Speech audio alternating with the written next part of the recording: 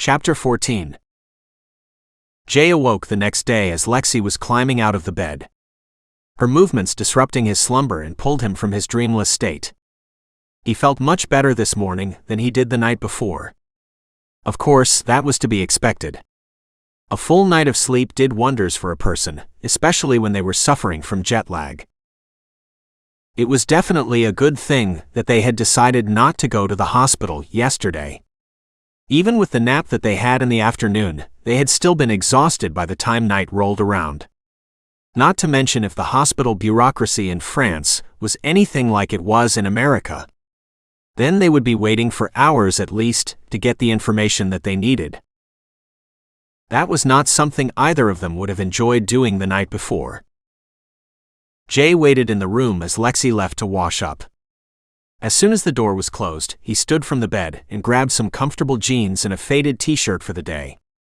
Slipping on his sneakers, he grabbed his toiletry bag and opened the door, walking down to the closed bathroom and waiting for Lexie to be done. His morning ablutions finished. Jay found himself again waiting for Lexie to open the door to their room. He was starving for breakfast and beginning to get impatient.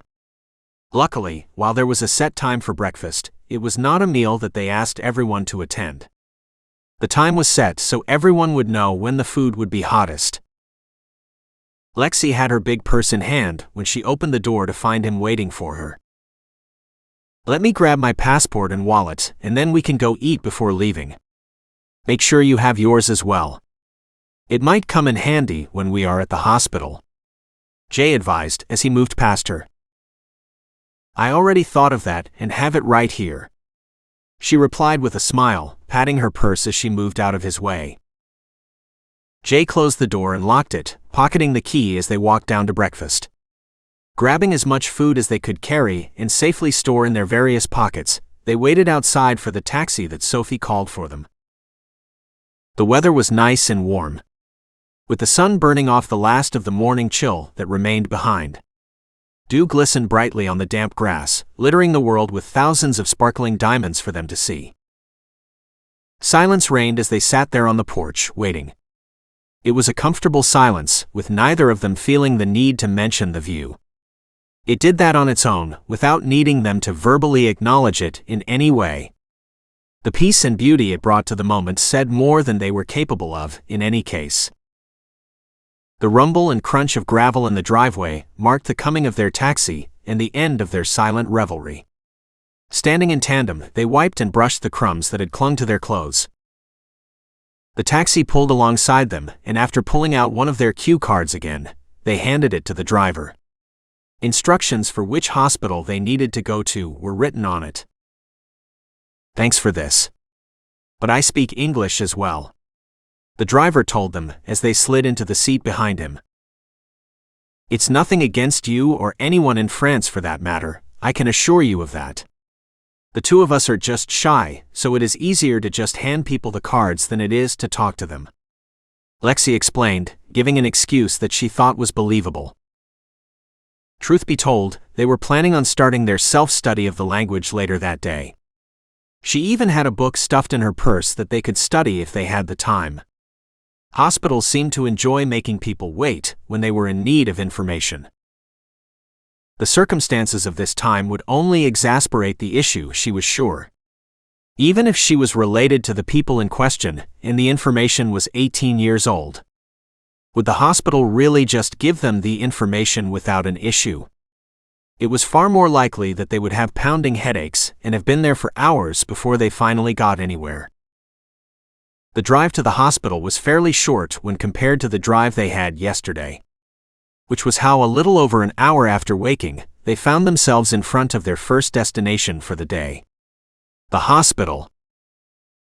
"Thank you," Jay told the driver in French as they departed, shocking Lexie. It seemed just hearing the language being spoken in person was the key for both of them.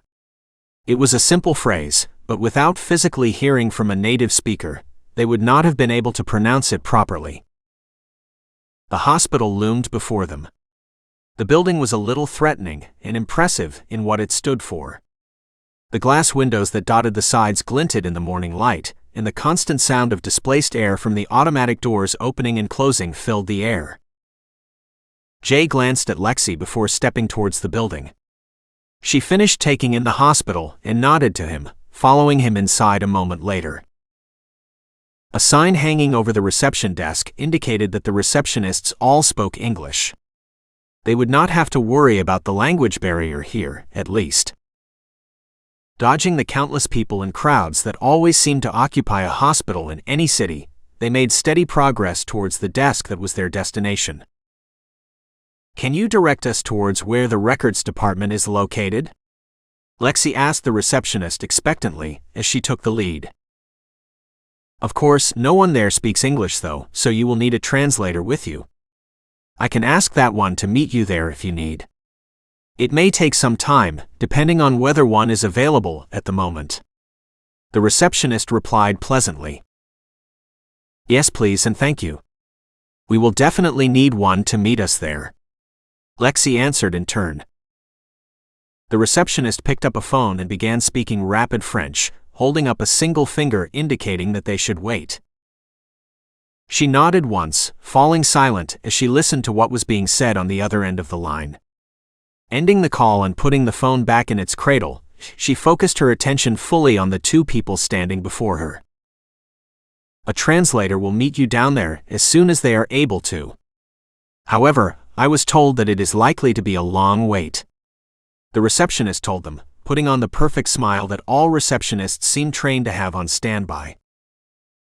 Thanking her for her help, they took the directions that she had written down for them and headed over to the elevator. They needed to go down to the basement. Why were the records always located in the basement? They both wondered as they waited for the elevator to arrive.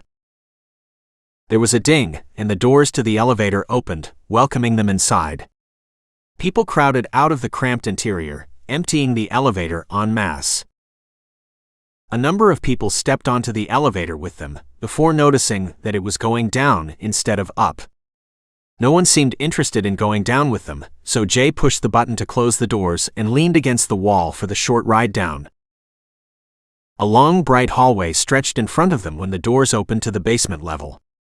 The cream-colored walls that inhabited hospitals the world over surrounded them as they stepped out of the elevator. Doors lined both sides of the hall, plaques next to the doors announcing what the rooms were used for. The room that they needed was at the very end of the hall. The sole door that occupied the end space and took up both sides of the hall. It contained a small waiting room with comfortable but rather worn threadbare chairs and a small end table that was covered in magazines. They settled into the chairs after catching the person sitting behind the desk's eye. Nodding at them, she acknowledged their presence before turning her attention back to the monitor in front of her. Lexie looked over at the magazines, making sure that they were all in French before pulling out the book she had stuffed in her purse earlier. "Do you want to practice with me? I brought this language book with us in case we had an opportunity to study it today. I assumed that we would be waiting when we got here. And look, it seems I was right."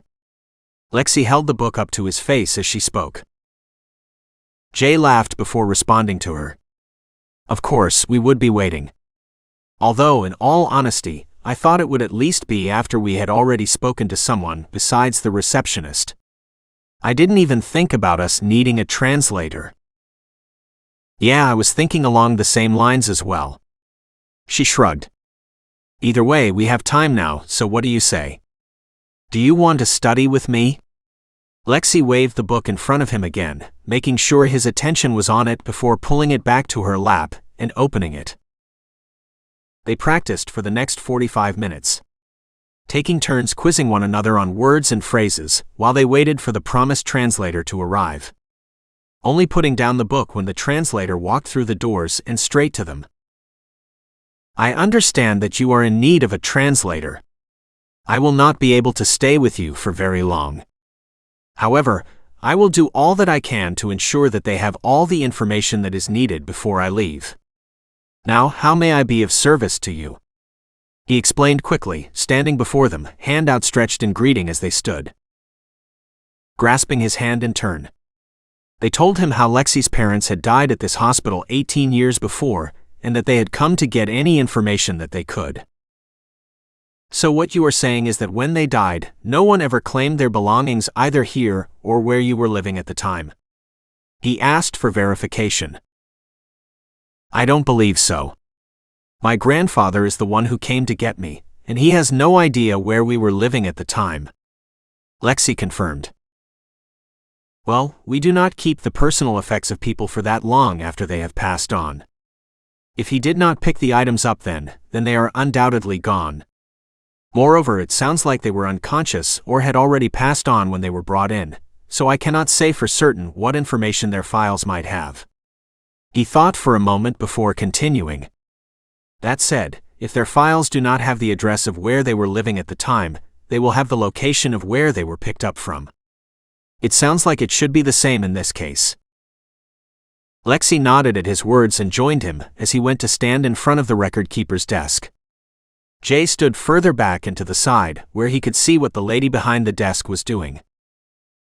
The translator spoke rapidly in French, pausing only when she replied.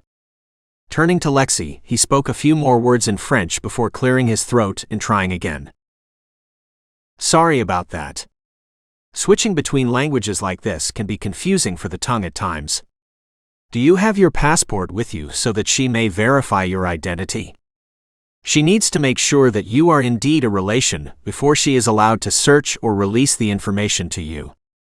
He informed them expectantly, holding out his hand. Yes, I have it right here if you'll hold on one moment. Lexie exclaimed as she began digging through her purse to find it. Remembering after a moment that she had stored it inside the secure inner pocket. She opened it and pulled out the desired item. Handing it to him, he, in turn, handed it to the lady, who entered some information into the computer while looking at the passport. Closing it, she handed it back without looking up from the monitor. Securing the important item back in her purse, hiding it safely back in the secure pocket. The clacking of keys that had filled the air ceased as she spoke to the translator, before turning her head to look at them. She says that the information you need is too old to be in the computer system, so she will need to go through the hard copies. It will not be hard to find, but she would like to know if you want copies of everything or just the address information. He translated for her, looking curious as well. I think all we need is the address information. We wouldn't be able to understand any of the rest of it, in any case. Besides, I'm sure there is information there that I would rather not see. Lexie told him in turn. Oh, you do not need to worry about that. We would not give you that kind of information. It would be more along the lines of what they had on them when they arrived. He explained in more detail. Lexie hummed softly, thinking it over. In that case, sure. It might be helpful to know. If she wouldn't mind, can we get copies of everything and have the address highlighted on them? She requested. I am sure that would be all right. Let me ask to make sure. He turned back to the lady behind the desk and explained what they had requested. She nodded to him, and they exchanged a few words before standing and walking through a pair of closed doors that occupied the wall behind her desk. The translator backed away from the desk and turned to face them fully before talking to them one final time. She says that it will take a few minutes to find, and that she will do as you have requested. She will make sure the address is highlighted before she hands the papers to you. Bowing to them slightly at the waist, he exited the room before they could thank him for his help. Well, that was a lot less painful than I was thinking it would be. Jay chimed in as they settled back into the chairs to wait.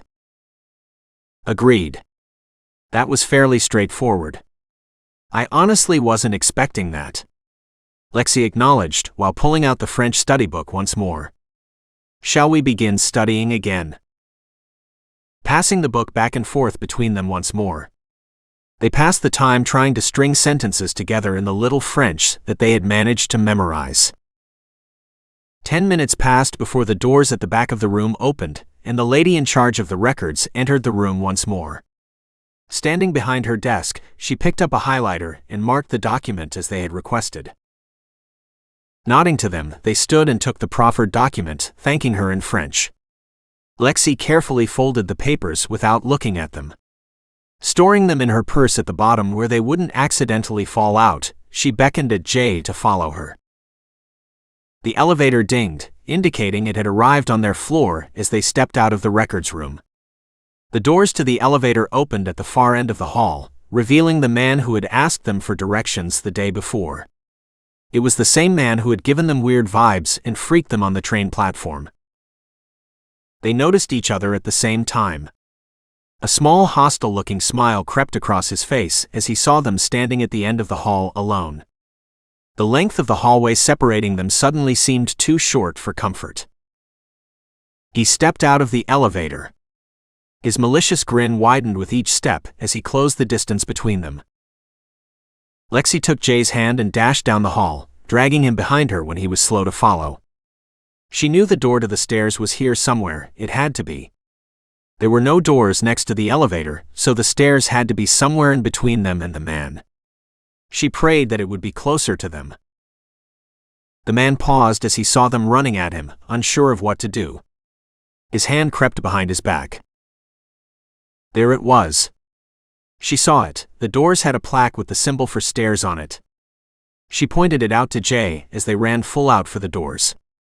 It was only because the man had stopped when they had started running that they reached the doors before him. Regardless, it did not mean much as they saw what he had been hiding behind his back. A gun with a cylindrical tip that seemed to be screwed onto the barrel. He had brought a gun with a silencer on it into a hospital. Jay pulled his hand from hers and pushed her towards the doors. His hand was at his waist as he stumbled through the doors behind her, pulling at his leather belt as he went. Seeing what he had in mind, Lexie closed the door behind them and jammed her foot behind them to keep them closed. The man with the gun slammed into the doors just after she had secured them with her foot. Regardless, the difference in size and strength was too much as her foot slid an inch across the floor. Jay rushed back to her side. The two of them worked together to push the doors closed again. Before the man could react to the doors barely moving the first time. With his belt in hand, Jay threaded the leather through the door handles twice and then cinched the belt tight. Seeing what they had done, the man pounded on the door once before turning and running back towards the elevator.